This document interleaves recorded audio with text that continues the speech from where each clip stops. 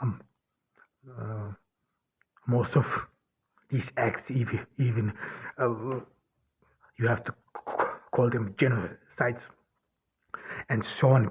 But why were these so-called civilized people so violent, especially violent against others, or especially then when in Europe you could see enlightenment in Europe after French Revolution, as well as before that, during the Enlightenment, everyone was considered a brother as equals and so on. There was, but this did not extend to other cultures and civilizations. There is actually a lot of interesting literature about this. This is called multiculturalism. And so on, how Europeans view themselves and how Europeans view others. But to sum it up, you could say Europeans did not consider other cultures as equals, rather that they felt that they are superior to them, and because of their superiority, they did not think that they would be ethically or morally obliged to or would have to be treat them as equals. Moral and equal ethical codes did not apply to them, and it was of course violence was in a way necessary, because Europeans had this self-understanding that they would spread enlightenment through the world, so that they would come with good intentions, would bring peace and civilization to these new cultures. And this, of course, was a disguise. It was a disguise of exploitation. These new cultures, the people wanted to exploit them. Europe needed markets for their fast-growing industrial age, or in the industrial areas. Europe needed resources and so on. I mean, one famous example I mentioned was before Europe colonized Africa, there was always this notion that, and this was after slavery was banned, there was always this notion that they would want to help Africans to achieve a higher civilization, that in Africa a second Europe would be created and so on. So all this notion, but this would always, but this had only one goal, and this was to disguise their real intentions, and this was really exploit those countries, because the European industries, they just needed a lot of resources, and this was mainly the cause. And this meant, of course, every opposition to this European presumed civilization, to this attempt of civilizing other countries, was being considered as an attempt to thwart progress and enlightenment, and then this would further justify violence against other people, even atrocities, brutal murders, and so on. And again, in these colonies and in these worlds, European militarism was actually the leading force. It was partially economic, indeed. Think about the East India Company, who piece by piece conquered India. It was the East India Company who actually pretty much was, or laid the groundwork for the conquest of India. But nevertheless, it was the technologically high advanced European military which could win over those armies of others, and then of course this European militaristic lifestyle became first of all successful, but as well as some sort of a leading male role model, and this meant that European militarism or militaristic gender, if you want, was then used simultaneously with being European, having European attitudes, having European virtues, and this was, for example, Europeans are in control, meaning that the foreigners, they are like children. This is very common. This is happening actually very common, that foreigners are being considered emotionally as weak, as gullible and almost children. But Europeans, these grown-up men, they take charge of it. They are in control. Another thing was that Europeans are laborers. This was rather to justify the conquest of these new areas.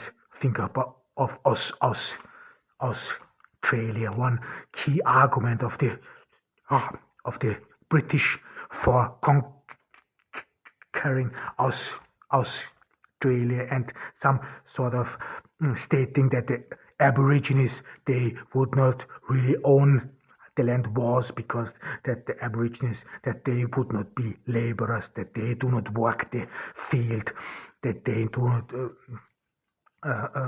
and therefore live a nomadic life, and that the Brits can conquer this piece of land, and that it would not belong to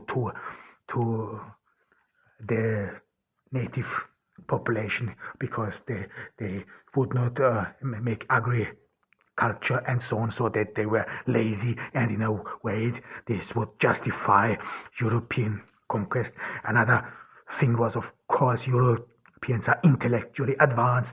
Again, this was partially fought on the battlefield, in that sense that European armies were indeed not always, but mostly outnumbered, yet they were technologically advanced, but yet still Europeans fought or had this self-assurance that they were intellectually more superior, they were more witty, and so on. They had better weapons, and this then led to a belief, some sort of European invincibility.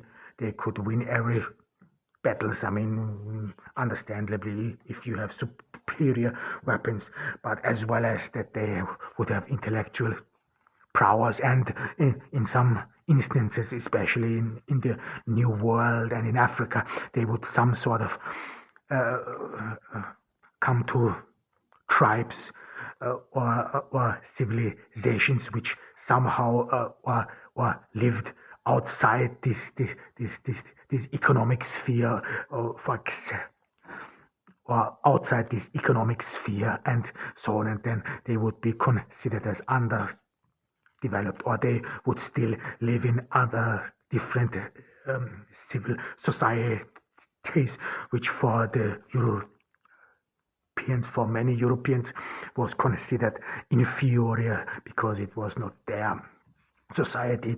It could not compare to their society. And lastly, that the Europeans some sort of would bring civilization to this new world. This was partially again the military, so the military, especially you could say after the French Revolution. Then the military was some sort of seen and considered as the bastion for liberal ideas, for modern thoughts, and so on. This is, by the way, true in some countries to this very day. In Turkey, for example, to this very day, the military has been considered the bastion of liberalism and equality, or leftism in that sense. And And European understanding, of course, nurtured itself from this how they are being perceived perceived by others, as well as how they are perceived themselves. And then, of course, now in this European power, this invincibility, uh, then was taken over in the New Age, and then started to crumble. It was challenged, especially after the First and Second World War, where people said, yeah, why do civilized countries wage war against each other? So this European superiority as well as whiteness was then started to be or being challenged. It became some sort of cracks. Cracks appeared despite the fact of the rise of the Americas, and especially with globalization.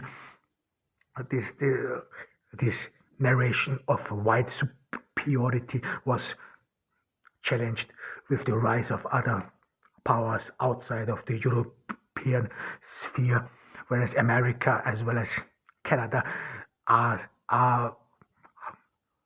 to be considered some sort of an extension of this European imperial past.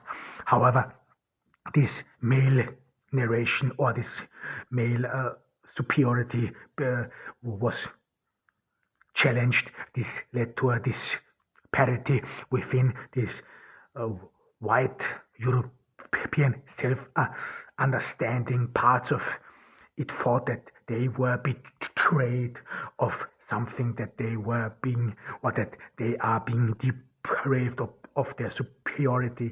And now, with the rise of other groups, this male gender then had to compete with others. So whiteness is even is today it is being challenged. There are a lot of narrations and literature written about it now with the second Black Lives Matter movement and so on. It is still being questioned, this white and European superiority. But nevertheless, male culturalism as well as this gender sees some sort of other cultures as inferior, that they would need to catch up. European culture is being considered as the measurement, as well as the measurement for success, as well as the measurement for other cultures, that they would be, or that other cultures would have to catch up to these European cultures. Make no mistake about it. This is not only the far right groups or whatever who think that, not at all, as well as leftist narrations think that as well. I will talk about it shortly, so that, but especially in combination with feminism, they think that other cultures are indeed inferior, and that the European culture, for what it stands for, would be the measurement, or is some sort of where you can measure successful civilization, successful development. And this male culturalism, from one perspective, especially whiteness as we know it today, they try to preserve the past, because after their challenge, you could say this glorification of the past is not possible in that way anymore, or that it is being challenged, chided on, and so on. And now this new whiteness or tries to preserve it, and non-whites are still being considered as inferior. And this has some sort of, you could say this is especially true for feminist part in the male culture.